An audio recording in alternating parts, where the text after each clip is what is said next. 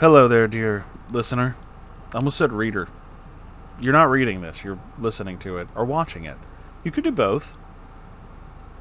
I don't know where I was going with that, but also hi. It's time for part 3 of The Story. The Storled? I said Storled because I read the word emerald and it fucked me up. I'm probably going to cut this part out. I might not actually cut this part out. Anyway, this is from Reddit user Emerald Aussie.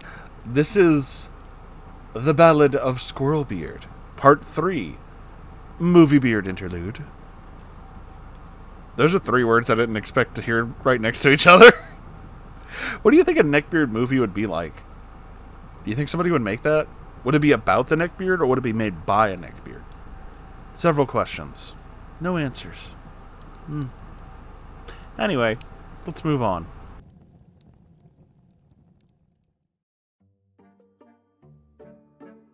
Hello, kind reader. Hello. I appreciate the upvotes. I make sure to do that all the time. As this is my first series of posts, I wasn't sure anyone would care.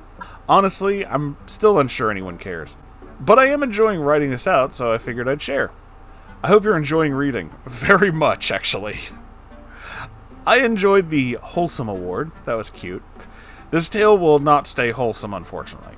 If you haven't, you should read Part 1 and Part 2 for the setup. I did. This tale covers my year 3 and 4 of high school. Why? Mostly because I didn't actually see the Squirrel Beard for this whole time. Although, out of sight does not mean out of mind. This tale focuses more on Beetle and a bloke we'll call Movie Beard. Is that like Movie Bob? Please don't let that be like Movie Bob. And it sets up the next story, post-high school life. The cast, myself, 16 to 17-year-old. This story covers year 11 and 12 of high school for me. After everything in year 10, I was not nearly as trusting, but I was still naive, abused, and in need of love. I also had decided it was not worth it, and shut out everyone, including the few friends that I had. I was still in love with SB, even after everything. I had thrown myself into the role of being the perfect trophy daughter, which made me even more miserable. I was not a happy or good person. I had become editor of the school paper, continued singing in local malls, and even joined choir. Squirrel Beard, 18 to 19 years old, still living in a city about 6 hours away from me, which I will call Cityville. The city of Townsville. He was recovering from the upheaval after Crazy Beard's fake pregnancy had been exposed. We continued to talk online and maintained our friendship. He does not actually appear in person in this story, but his presence is felt throughout the entire thing. Like a haunting. Beetle, 17 to 18-year-old, year 4 graduate. Teenage hippie, my best friend. True love of my life, although it was unknown by me then. My current husband, but at this time I had no thoughts of romance. I was far too in love with SB, and Beetle was in love with another girl. Isn't that always the way? Cowgirl, absolute country bumpkin that was Beetle's long-distance girlfriend, later turned abusive fiancé. Ouch. She doesn't appear too much in this saga, but Beetle's relationship with her was why he sympathizes with my quote-unquote love for SB, and Cowgirl is spoken of, so I'll include her here.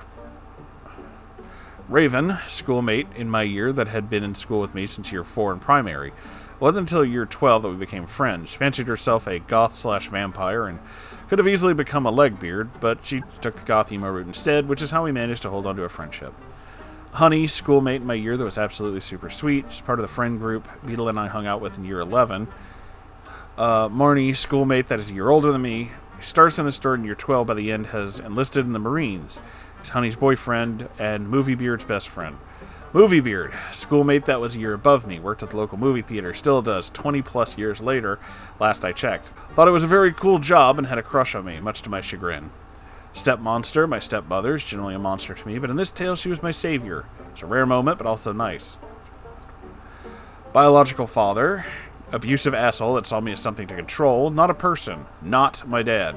And dad, not my bio father. He married my mom when I was about 6, and by the time I lived through the horror of living with BF, I realized that dad was, well, my dad. At 23, I changed my last name from BF's to Dad's to symbolize who I truly thought of as my dad. My dad was a great man, and I miss him dearly. He passed in 2019. I'm really sorry, dude. I'm sure he's a fucking awesome dude, but that is really sad. Now let us continue the saga. As I said at the end of part 2, I should have thanked the gods that SB and CB were out of my life and moved on. And I was thankful that CB was out of my life, but teenage love does not let go so easily. And so, even though by all logic I should have seen SB for who he was at this point, I did not, because as I said, 16-year-old me believed that he was the, quote, love of my life and my soulmate. Can you feel the cringe? Oh my, yes. Yes, I can. Let me start by recapping the summer between my year 10 and 11. Towards the end of year 10, I had gotten my license, as well as a brand spanking new candy apple red sports car. Fancy. This was not my choice. I wanted a used red Jeep Cherokee, but BF wanted his trophy daughter to have a car that he could brag about, and nothing says class and money like getting your blonde 17-year-old daughter the traditional candy apple red sports car. Don't get me wrong, I was thankful to have any car. What I didn't like was being used as something to be paraded around. Again. That summer, I enjoyed having the freedom to drive to my heart's content. I was no longer trapped at home. I could finally go and do what I wanted. Until disaster hit. One weekend, on the way home from a family gathering a few hours away from the town I lived in, my family was in a car accident. Oh, jeez. It was a drunk driver that decided to do a U-turn on the highway. By the time BF realized what the drunk was doing, it was too late. We hit him going about 60 miles an hour. Oh my god. And the moments before we hit, I knew there was no way to stop at the speed we were going. I truly thought this was it for me. I braced myself to die as we made impact. Somehow, I didn't die. No one did. The police were shocked because of the state of the vehicle. BF had been driving, and the police drove up expecting to be handling a fatal accident. All in all, we were way past lucky. BF had messed up his knee and ultimately needed knee surgery. My little sister ended up with a cut above her eye, and I ended up banged up by the airbag and biting my tongue, which caused it to swell up and made me unable to talk, let alone sing, for several weeks. It sucked, but considering what could have happened, it wasn't that bad. Yeah, dude, holy shit. That's fucking crazy. And that's it, except for the trauma. To this day, I am a terrible passenger. My husband takes great care when driving me anywhere because I'm jumpy as fuck. I never want to drive again after the accident. Totally understandable. Obviously, I had to because I had to be able to get places. My stepmonster eventually forced me back in the driver's seat, and I learned to be okay with driving. Although to this day, I will avoid being the one to drive if I can help it at all. Again, totally understandable.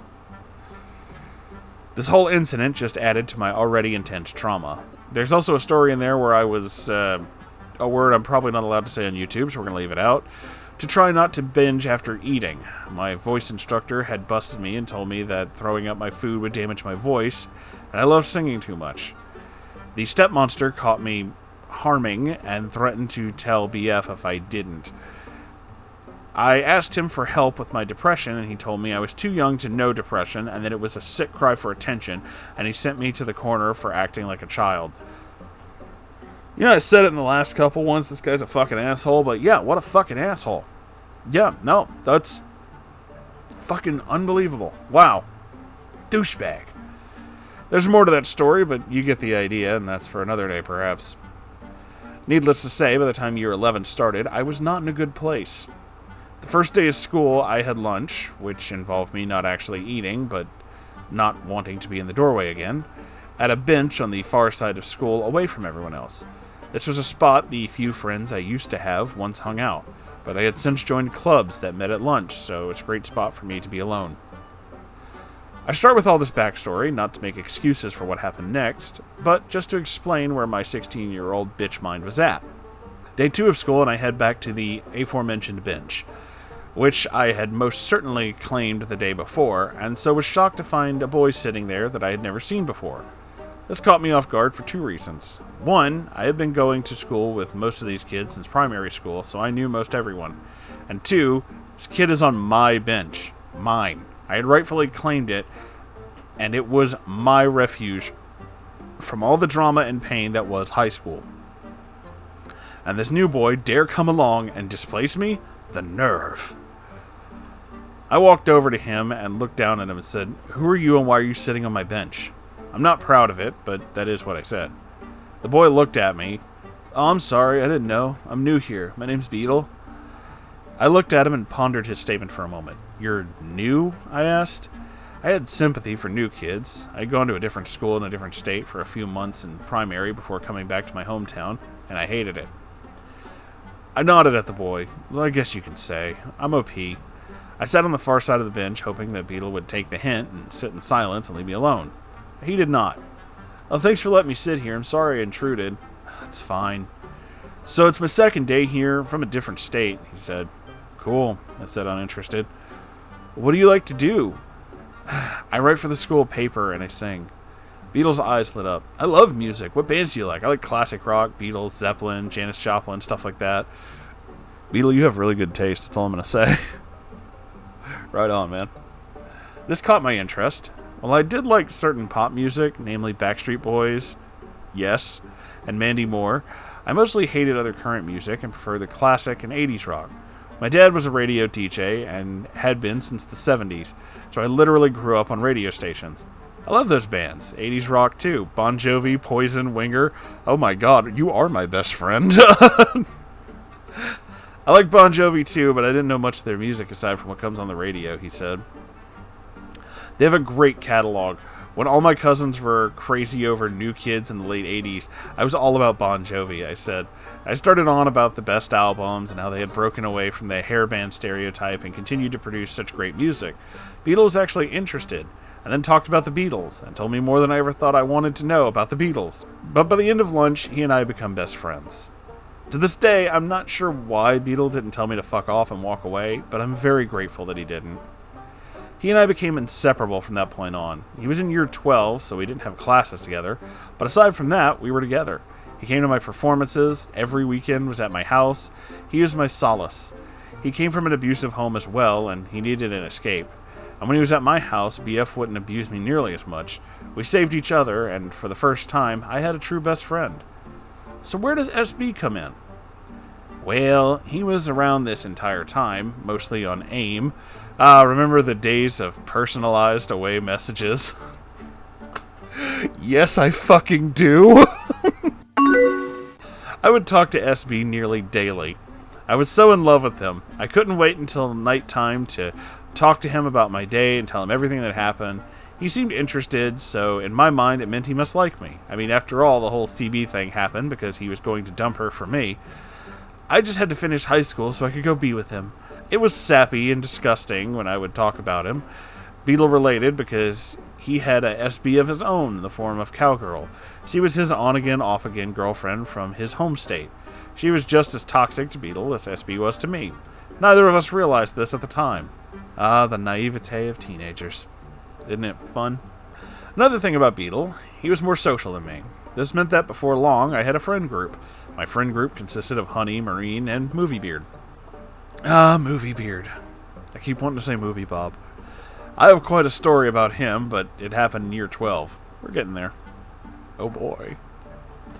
We did have another friend, Kitty, but she was a story unto herself and had nothing to do with SB, so we'll save that for another day. She almost broke up my friendship with Beetle and was the kind that would go through the halls meowing and grooming herself. Oh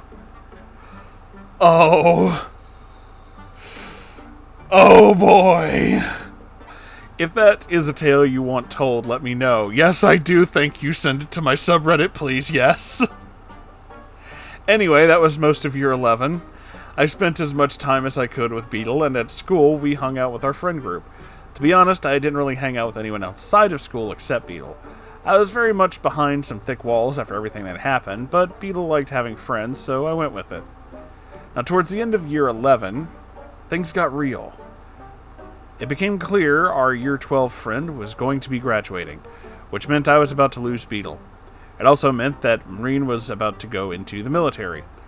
I don't really recall all the details surrounding it, but there was some reason in that meant that he wanted to marry Honey straight away.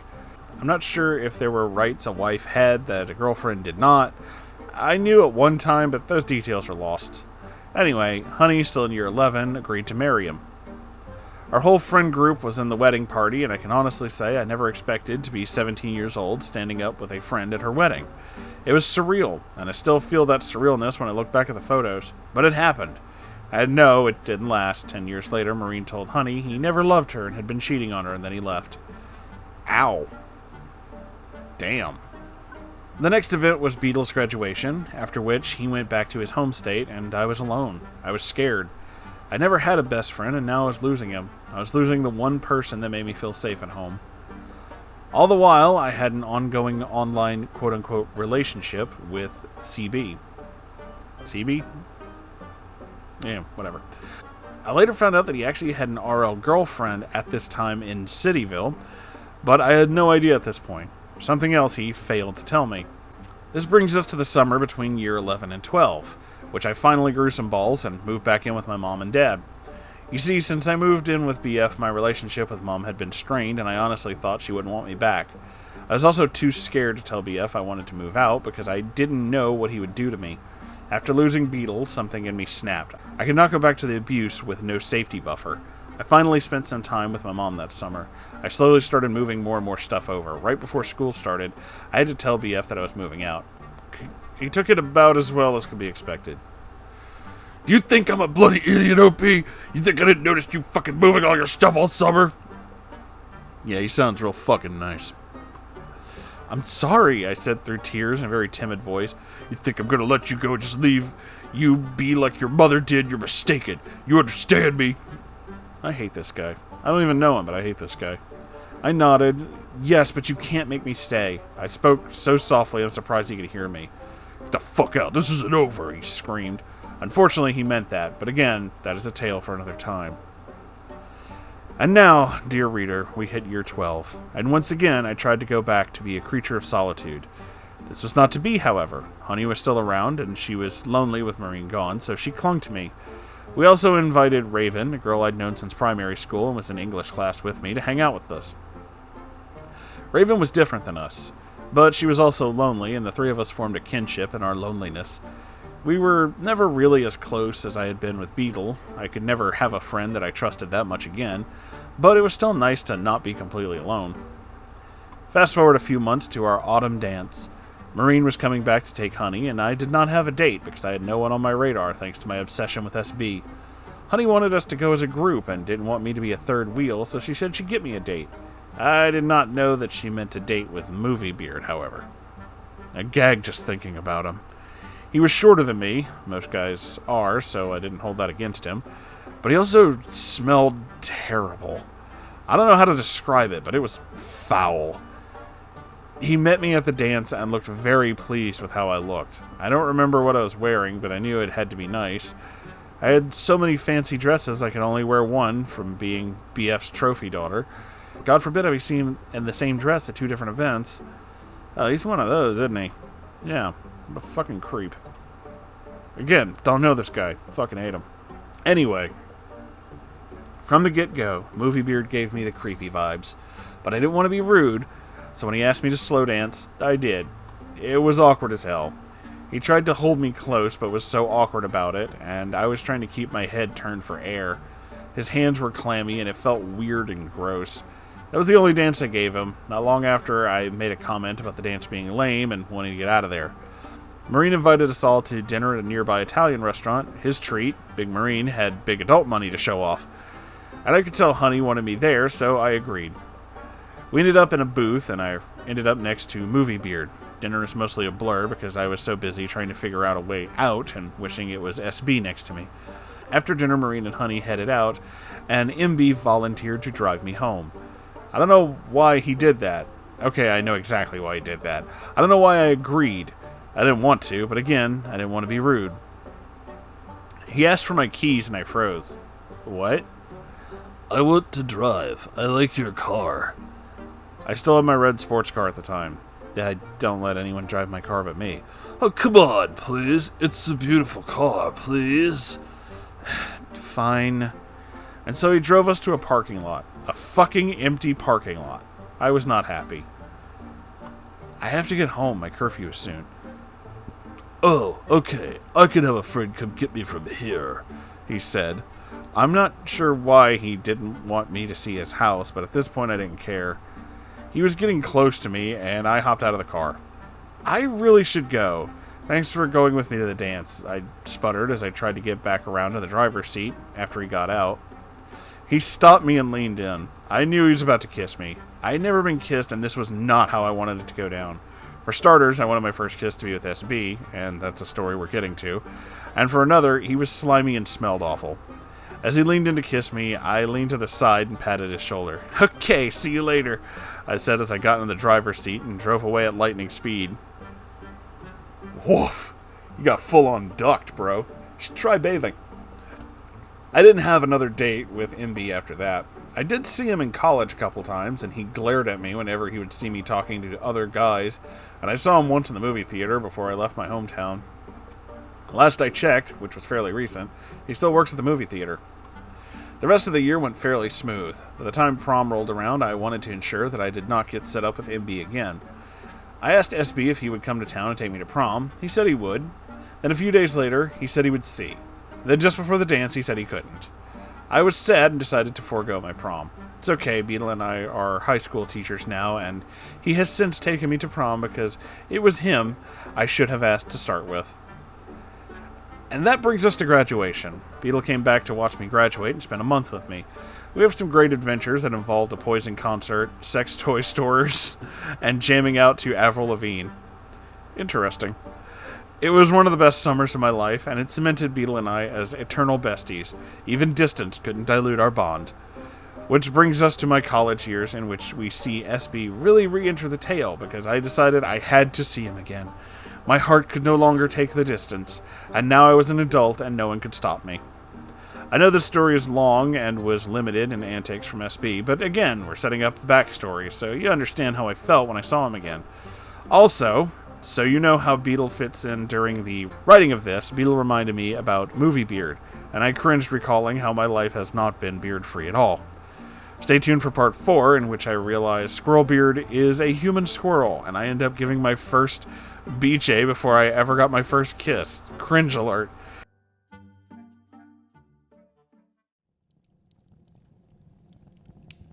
Oh my god. RP, you really have a way to just kind of drive in the fucking next chapter, don't you? I wasn't expecting that. But, oh my god, all these stories talking about going back to high school and all that time, it's just like a weird flashback for me. High school sucked.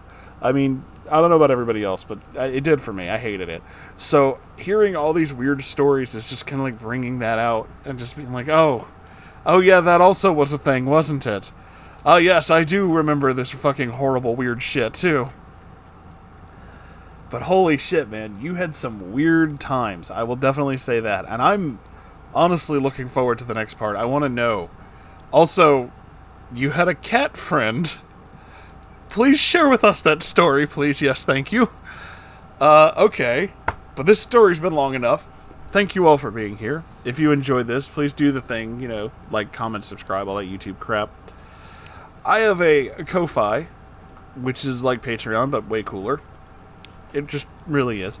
And it helps keep the lights on in here, so we can keep doing things like this. Please consider donating to it. I also have a merch store, which is possibly the best merch store on the internet.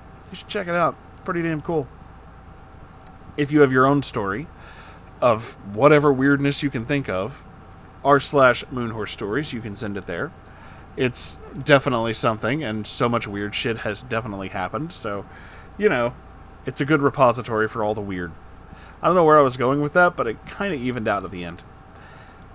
And, yeah, the links to all these things and many, many more are in the description of this and every video. Also, live streams. This video is being recorded live. I should have said that earlier. I didn't. Either way, there it is. And, yeah, I'll see you in the next one. Okay. Goodbye, everybody.